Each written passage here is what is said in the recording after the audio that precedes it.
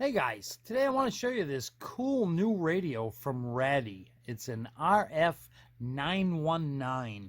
It's a multi-band receiver, and oh my goodness, is this thing loaded with features.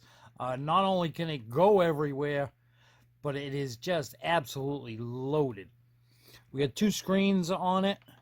I'm going to keep hitting that volume button. I had found in the menu how to make the displays stay lit longer. And now I can't remember where it was. So we're just going to hit a button now and then the volume down just to keep the displays on. We have a large display here that shows you the frequency you're on, and it also shows you the mode and where you're at. It shows you the bandwidth, your volume level, and your step count, which we have it on 10 right now, and that's not really where we want it. Not for the that's where we want it for the FM broadcast band, which is what we're on right now. I was playing with this radio earlier. I have it hooked up to a CB radio base station antenna. On the FM broadcast band, my stereo, my old Pioneer stereo in the house, will receive about 17 FM stations. This radio, I received 41 stations with this thing on the FM broadcast band. More than twice what my high-end receiver would, my high-end stereo receiver would receive. So the FM works fantastic. I've also been playing with other aspects of it because this also has an application to hook it up to your phone, so you can operate the radio through Bluetooth connection using your smartphone. I'll show you all that in a little bit, because unfortunately I have that software on the phone that I'm recording with right now, so I'm going to have to get my other camera out, and when I have the other camera pointing at this thing, I'll show you on this one the application for it. Let me show you around the outside of the radio a little bit. We have the face of the radio where we have the direct entry keypad, the volume and channel up buttons. It also has the two rotary knobs, where the outer one is the coarse tuning, the inner one is the fine tuning, and the inner one also changes the step. So if you press it, it changes the step on there, the amount that the coarse tuning will go. See, if we have it there, it's moving that last digit. We put it there. Oh, it's still moving that last digit. There we go. On 100, we're jumping a lot of frequencies at once. Oh no, we're moving just the. Actually, that's where we would want it for FM tuning. All right, let's go on.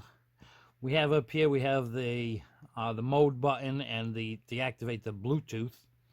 We have the antenna selector, which we're going to leave it on that one because that's the one that I'm using at the moment. We have the bandwidth. We can change the bandwidth. You can see it changing right there.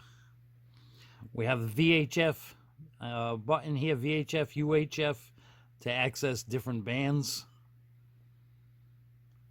We have subband, which goes through when we're in, like in that one. When we press the subband, it's going to go down, way down, I think. Oh, nope, it isn't doing anything. Oh, we're on CB right now, that's why. We can press the radio, and we're back to FM broadcast. We have the squelch level setting here. Over here, we have the main power button that turns the radio on and off. And when we turn it on and off, it gives us the Morse code for the, I can't remember what it's called now, but it gives you a little, let me show you. Oh, maybe if we had the volume up some.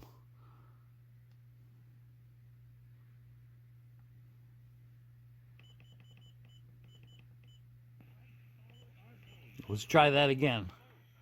This time with the volume up.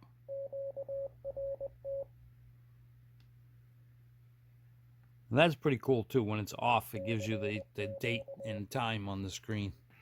And see, we just heard the Morse code again. All right, let's see. We got a nice speaker in the front here that also has the passive subwoofer on it, which I'll show you that in a second. That's in the back of the radio. Up on the top, we have two different antenna connectors. We have the one for the SMA, and then we have for the loop antenna. And this also comes with, well, again, sorry, before I get carried away here, we also have the rotary switch for turning on and shutting off the loop antenna. It also comes with a built-in telescopic antenna, and there's a built-in loop antenna inside of the radio. Let me get my antenna unplugged from there. On this side, we have the lockout switch, so we can lock out all the keys on the front. We have an auxiliary jack, a headphone jack, a memory card for storing memory channels and recordings, I also believe.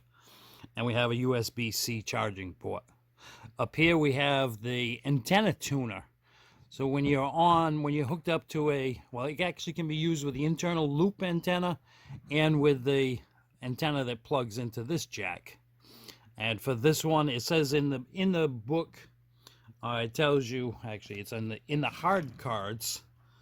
In the hard cards here, we have this card here that explains to you where to have that switch. They did make a mistake on mine. I don't know if it's like that on all of them. You notice it says SW1 twice. That second one, it should have a 2. If you look down here more lower in the card, switch 2, 13 to 30 megahertz. So switch 2, 13 through 30. But we have the MW, SW1, and SW2 settings on this switch. And I currently have it in the lowest setting because I was receiving in the 13 to 30 megahertz range.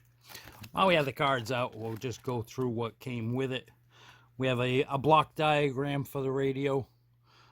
That's a little beyond me, so I'm not even going to try to explain that. I know there's a lot of you guys that will understand all that, but that's not my area of expertise. Over here on the last card, we have information about a loop antenna to plug into that top spot. So that comes on hard cards with a little key ring to keep them all in place. The radio also comes with a pretty extensive manual, and look at that list of frequencies this thing covers. It really goes all over the place. Look at that, up to 999 megahertz. But this book is full of all the information that you would need for this radio. I have it open to that page just to see that frequency range. All right, so I'm going to hook up my antenna. They sent me an antenna for this. Let me get that antenna and let me show you the antenna. Let me turn this back around. We'll get back to the face of the radio. Oh, and you know what I forgot? On the back, we also, and that's the passive subwoofer I was telling you about. A good sound out of these radios. It has a kickstand. And also, well, before I get really carried away, if you notice those rubber feet, you notice on the back, it's angled so that when it's on the kickstand, the bottom of it is still on that rubber pad. So the radio doesn't slide around a lot. You got to push it kind of hard for it to slide around. All right, for the antenna, let me show you what they brought, or what they sent. Look at this monster.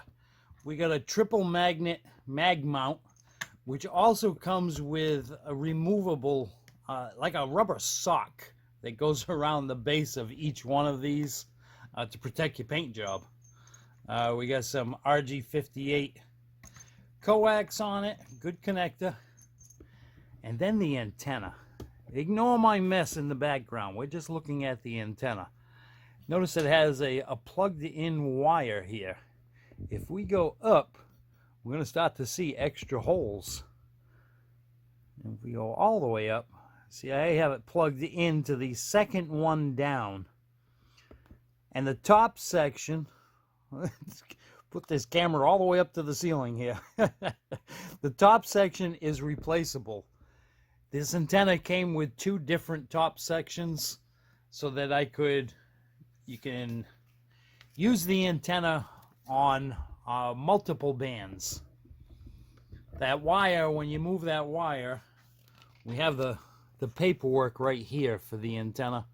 And as you see, I've already scribbled some notes on here because they gave us everything in centimeter, and well, I'm not familiar with centimeter. I'm an old timer from the US. I need it in inches. So I did all the conversion and got it close enough to the length that top section needs to be. See, they show you here the overall length of the metal part of the antenna. Like I said, I currently have it set for 27 megahertz, which means my wire plugs into the number 1 hole down in the bottom, and then number 8 hole, which is the second one down from the top. And the overall length of the metal section is 22.8 inches tall. All right, let's play with that radio a little bit more. One thing I did want to mention, they sent me a BNC adapter to connect this antenna to that radio. Well, the problem is that radio does not have a BNC jack. So I ended up just quickly making up my own adapter. I used a barrel connector, a PL259, some small coax, and an external speaker jack. And that plugs right into the back of the radio. I'm going to get this antenna out of the way, and I'll bring the radio back, and I'll show you where that goes. Alright, let me turn this thing around and take my homemade antenna adapter. Ooh, I'm looking through the camera for where that jack is instead of looking at the radio. As simple as that, just plug it in. I have it currently set down low because the down low setting is for the 13 through 30 megahertz, and that's what I was playing with. All right, I'm going to switch this camera so that I can show you the cell phone app for it. Okay, on the back of the radio, we have two QR codes right there on the battery cover. One of them is for a Apple-based phone, and the other is for an Android-based phone. So all you do is just point your cell phone right at that with the camera open, and it'll give you the quick link to put the software on your smartphone. All right, let's go over a little bit of the software that's on a smartphone. We have, as you can see, it's showing the same thing on both screens, on the big screen on the radio and on the screen on the phone. And one of the things that I like, let's go to, we want shortwave. Oh, did I? Yeah, I did. As we can see, that's going there. And my phone is telling me we're on channel 38 on the CB radio. And look at that. How many multi-band receivers can actually do lower sideband? This one you can do lower sideband. AM, lower sideband, upper sideband. If you go to just the CB, because in our menu here, we have the CB option, but you notice it switched back to AM. I'm still on channel 38, but it's stuck on AM. So we're going to go back to shortwave and use the CB from shortwave, because then, see, we're still on oh, wait a minute. Oh, and now it switched. All right. We're back on 38, and we're on lower sideband. And if we hold the bandwidth button down, the phone vibrates a little bit, and then you release it and tap it again, and notice it switched to AM. So did the radio. So if we hold it, long hold that button, the phone vibrates just a little bit. Oh, and I did it wrong. There we go. We're back on lower sideband now. Cool radio. The antenna is phenomenal. I'm definitely going to be taking this thing out in the car and playing with that antenna and just see what we can get. I don't know if I mentioned it or not, but on the FM broadcast band, with just my CB base antenna, I was picking up 41 FM stations, FM broadcast stations with this. My home radio won't do that. All right, guys, this is the Raddy RF919 multi-band receiver, loaded with features, loaded with different antenna ports. This thing just goes all over the place. If you want to have some fun with a receiver, this is definitely the radio for you. All right, guys, I'll catch you next time.